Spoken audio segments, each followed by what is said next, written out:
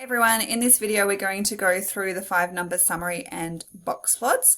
So the 5-number summary you can find if you've got the data and it's in order, so it has to be ordered before you find the 5-number summary, or you can just quickly put it into your calculator. So basically what the 5-number summary is, if I just scroll down, all right, it includes these 5 things. That's why it's called a 5-number summary. We've got our minimum, we've got Q1, which is the median of our lower half, also known as the lower quartile, so I might just add that in there. Then we've got the median, Q3, which is the median of the upper half, also known as the upper quartile. And then we have the maximum. So they're your 5 numbers. So you can find them on your calculator, or you can just do it if you've got your data split, sorry, not your data, split your values in order. So we can see if we've got an example with an odd number of data values. So remember, when we're doing an odd data set, we've got the median is right in the middle. So then we've got the lower half and the upper half. So Q1 is just the middle of the lower half and Q3 is the middle of the upper half. So it's good to have these in your bound book to refer to, because if you were doing it by hand, and it is sometimes quicker to do it by hand than putting all these values into your calculator, you can just use this as an example. Your minimum and your maximum are obvious. It's just the lowest value and the highest value, your min and your max. Now, if you've got an even data set, then your median is going to be the middle, between the middle of the 2 middle numbers. Sorry, that was a little bit confusing. So you take your 2 middle numbers and take the average of those two. So 8 plus 13 divided by 2. So your median for this one is 10.5. Now we've got our lower half and our upper half. So it shows there again how to find your median of the lower half, which is your Q1, and the median of the upper half, which is Q3. So again, because we've got an even number of data values, so we've got 1, 2, 3, 4, 5, 6, we're going to be halfway between 7 and 7, which is 7, and then on the other side we've still got 6 in the upper half, 1, 2, 3, 4, 5, 6. So halfway between 19 and 20 is 19.5. Now, if you're ever unsure, you can always just plug the values into your calculator, but sometimes it's easier just to do by hand.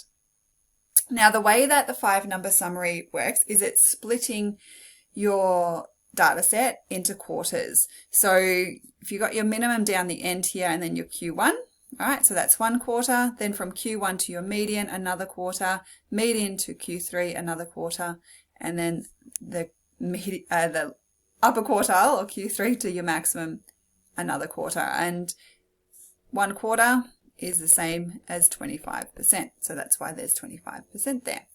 All right, these percentages are good to know. I'm not going to go through all of them, otherwise this is going to be one very long video, but they're there for you to refer to. And when we come across questions that involve percentages, we can refer to those percentages then. All right, your interquartile range is just your middle 50%. So it's just the difference between Q3 and Q1. All right, as I said, the middle 50% of your data values. And then you've got your outliers. So here is the formula to calculate your outliers. Just make sure, and I just want to check that that's not written somewhere else. You've got a lower fence and your upper fence. We don't draw them on box plots, but they're just there to decide whether there is an outlier. So if you've got your lower fence, anything below that or less than that is going to be an outlier. For your upper fence, anything greater than that is going to be an outlier. And you can see we use the lower quartile and the interquartile range, the upper quartile and the interquartile range when calculating outliers. So I'm sure we'll do a question with outliers in this video. All right, moving along. So 5-number summary and box plots go hand in hand, hence why I'm doing them in the same video. So here is a box plot, also known as a box and whisker plot. It's called a box plot because you've got a box in the middle. All right, this is basically our middle 50%, our interquartile range. So if you have a look at the second box plot, there it is, showing the interquartile range. Now your minimum, your Q1, your median, Q3, maximum are all outlined there. This shouldn't be the first time you've seen box plots, so hopefully it's not new to you. One thing that students have made an error with in the past is outliers are considered a maximum or a minimum if it's down the other end. So just make sure if you're doing a 5-number summary from a box plot that you say that the maximum is that outlier, not this value here, which is 8. All right, so your maximum there is at 12. All right, so there's a good summary of box plots and 5-number summaries. You've got your lower fence and your upper fence there, but you don't, when you draw a box plot, you don't put those on. They're just there to calculate outliers.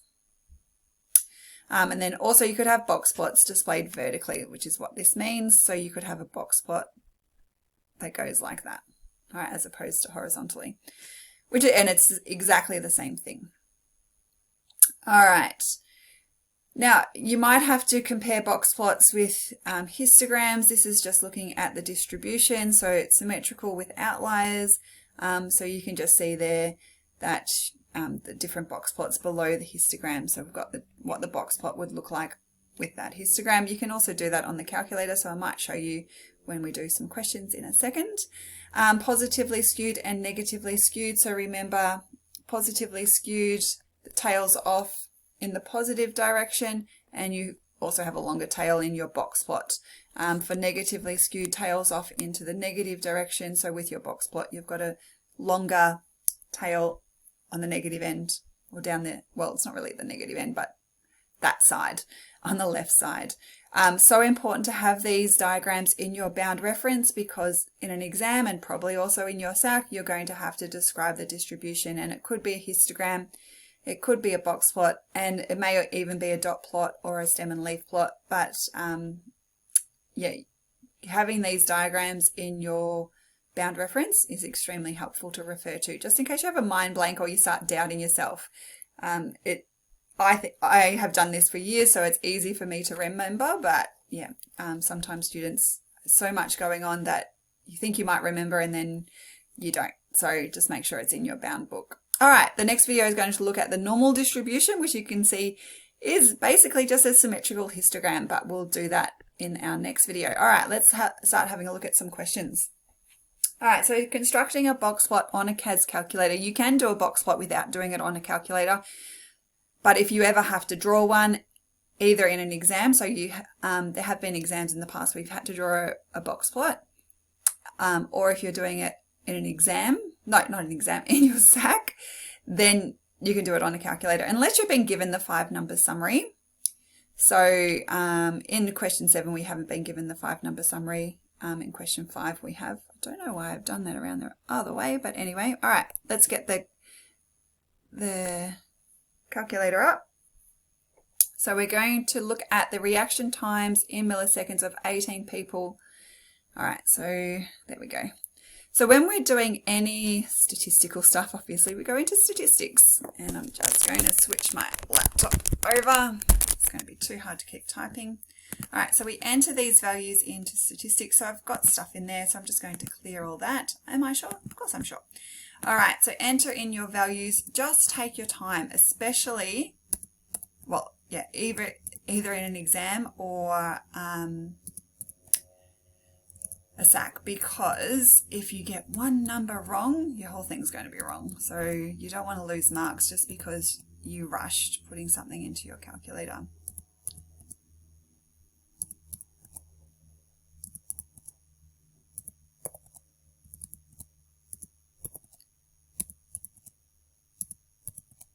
All right, so just make sure it's 18. So it did say 18. I would go through, I know I entered them correctly as I went, but just make sure I haven't added an extra digit here or there. They look pretty good to me.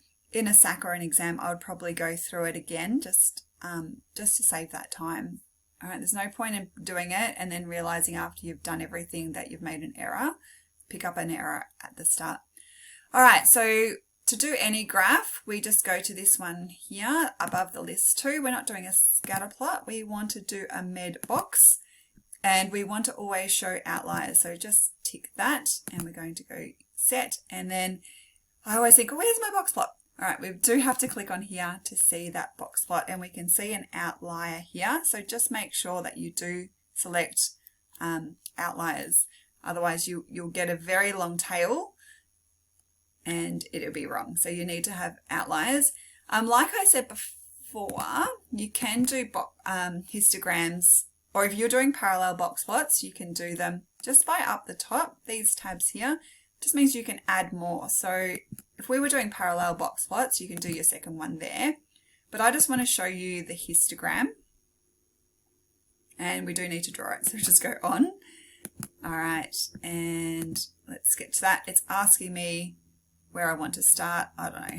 We're just doing it for the purposes of that.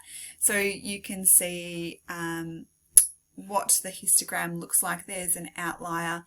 It kind of looks a little bit symmetrical, but with the histogram, it all depends on what your intervals are. So I would say there's enough bars there, but maybe let's just change it very slightly. I'll start at 25, but maybe we'll go to 5. I don't know. There we go. So it kind of looks, with that outlier there, it's kind of changing the skew. Kind of looks symmetrical, maybe with an outlier. Very hard to tell because we don't have a very long tail with our histogram and that outlier.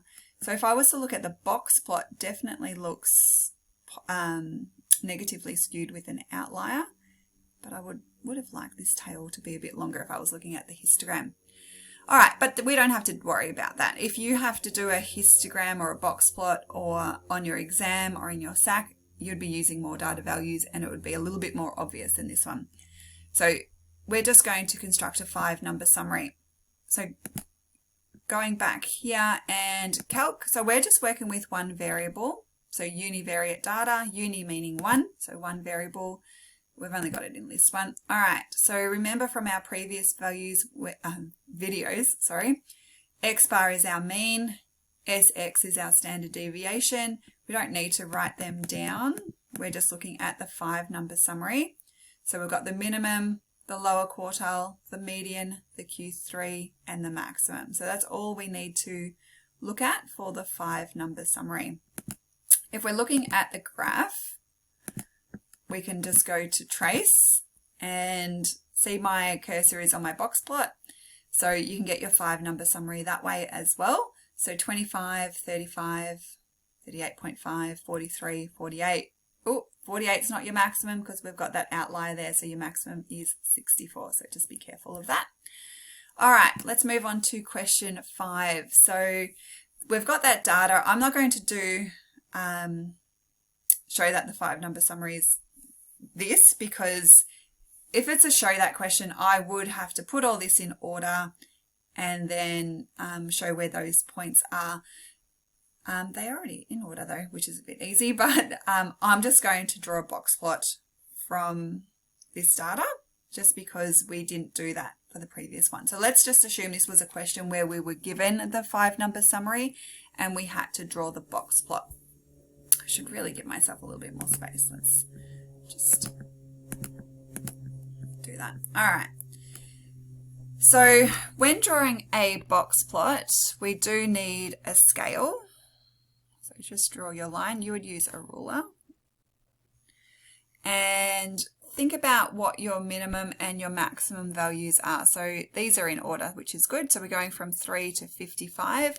So I might just start at 0 and then maybe go to 60.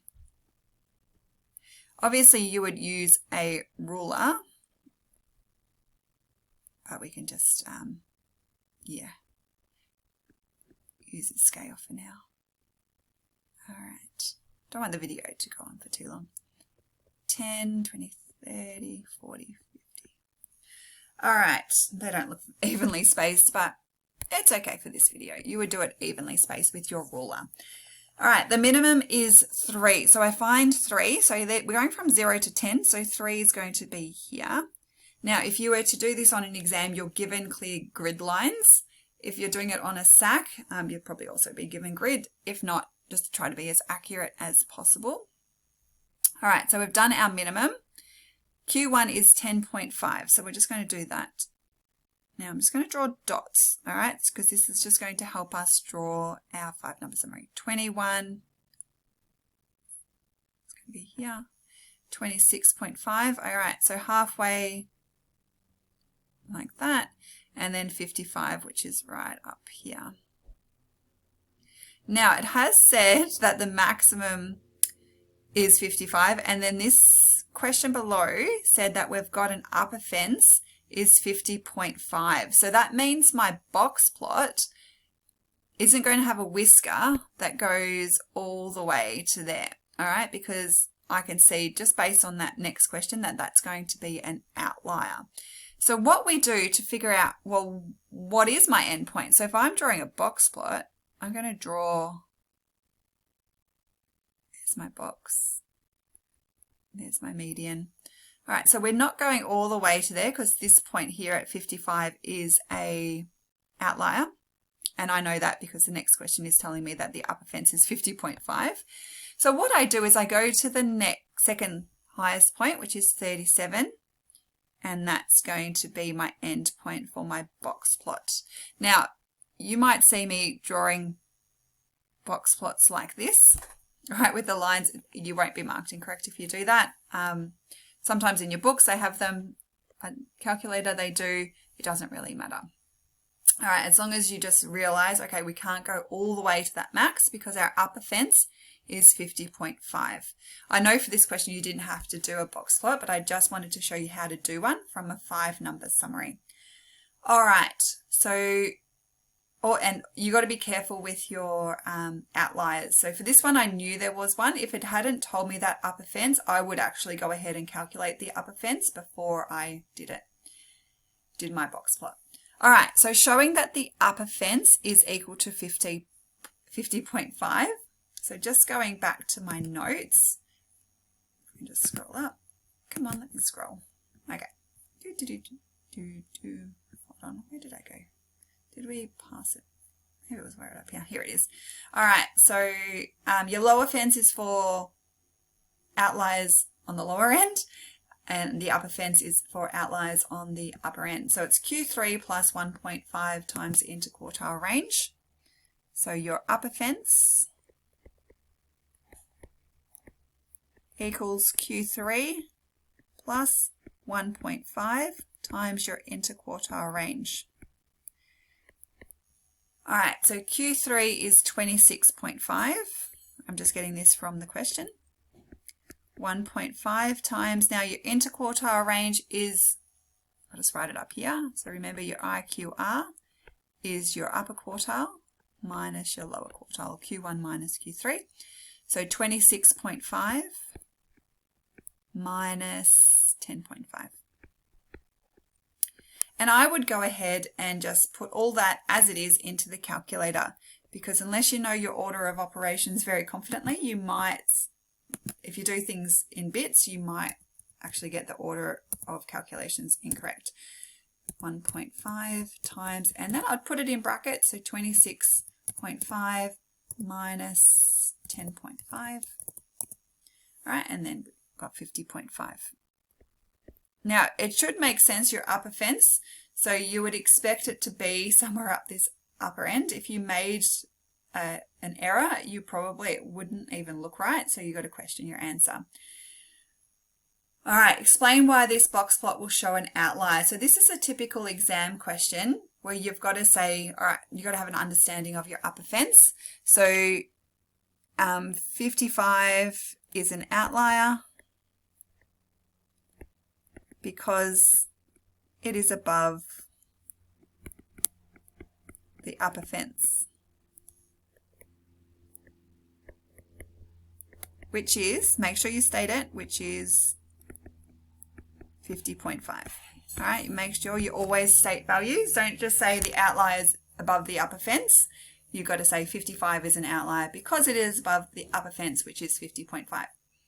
All right, and then D, we had to construct the box plot. Okay, well, we did it around the other way. I should have read the question in its entirety first. So there's your box plot as well. So you can put all those values into your calculator if you want to see what the box plot looks like before you draw it. But yeah, we could just easily draw it there. All right, let's move on. So the box plot displays the monthly rainfall in millimetres for 12 months. Use the box plot to estimate the percentage of months in which the monthly rainfall was. So remember, our box plot is split into 25. So it's a bit hard to see. Let me just go over it a little bit. Just that black line on the end. All right, so each section is worth 25%. So my screen's up, so my writing's not the best. All right, so each section is 25%. So we're going first for the first question, we're going greater than 59. So there's 59, so we're looking at this part here. And so 59 is our upper quartile. So that section there is 25%. All right, for the next one, we're doing less than 49.5. So 49.5 is our lower quartile. So less than that is going to be 25%. All right. Between 49.5 and 59, so remember we're going from the lower quartile to our upper quartile. And I've got this section and this section, so together it's going to be 25 plus 25, which gives you 50%. All right, I just don't want to keep drawing over the diagram, so I'll just get rid of that. Between 57 and 59, so it's that little section there, which is 25%. Less than 59, so this time we're going from our upper quartile down. So we're doing multiple. We've got these three, so adding them together gives us 75%. And then between 57 and 70, so 57 and 70 is all the way here. It doesn't matter that we don't have anything written here. It's still going to be the 25 plus 25 gives us 50%. All right, because our median is 57, so the median splits it in half, so 50% one side, 50% the other side. All right, last question. Describe the distributions represented by the following box plots in terms of shape, center, spread, and any outliers, if any. All right, so when you're describing box plots, you should always describe them in terms of these three things, so shape, center, spread, and, well, 4 outliers. Just going back to the notes, if you're thinking, well, what's your spread? So remember that is, if I just scroll down, right here. So your spread is whether it's symmetrical. No, sorry, not your spread. Your spread is your interquartile range. Your shape, wrong S word. Let's just go back. So if we're describing the shape, it's going to be symmetrical. It could be symmetrical with outliers. It could be positively skewed or negatively skewed. So just remember you've got the box plots below these histograms, so you can just focus on them. All right, so for the first one, we'll just do the shape of each one, and then we'll go on to do the center, and we'll do the outliers when we talk about the shape. All right, so for question A, the yellow one, we've got quite a long tail here. All right, and we can see the median is off to this side. So if we're looking at our notes, all right, it's negatively skewed. So it's going to be negatively skewed.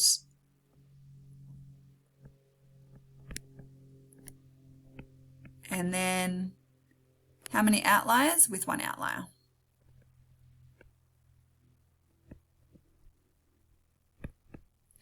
All right, the second one is positively skewed. And again, you can refer to your notes. I can see it just by looking at it, but again, I've had many years of looking at this sort of data. So positively skewed. And how many outliers? We've got 4 outliers. Now, you probably should state what those outliers are. All right, so you can go back and do it. So 1 outlier at, what is that, 5, and then these are at, what, 5, 8, 36, and 40. Yeah, I'm just thinking as we're going. All right, so the C is symmetrical. with 4 outliers. Now make sure you don't say symmetrically skewed, it's just symmetrical, with 4 outliers at, what do we got, 10, 15, 20, 25. Easy to see. All right, and I think that is it for this video. So just making sure with box plots you do understand what you're doing, because you're going to see it again later when we look at bivariate data, and you're going to be doing parallel box plots. All right, guys, see ya.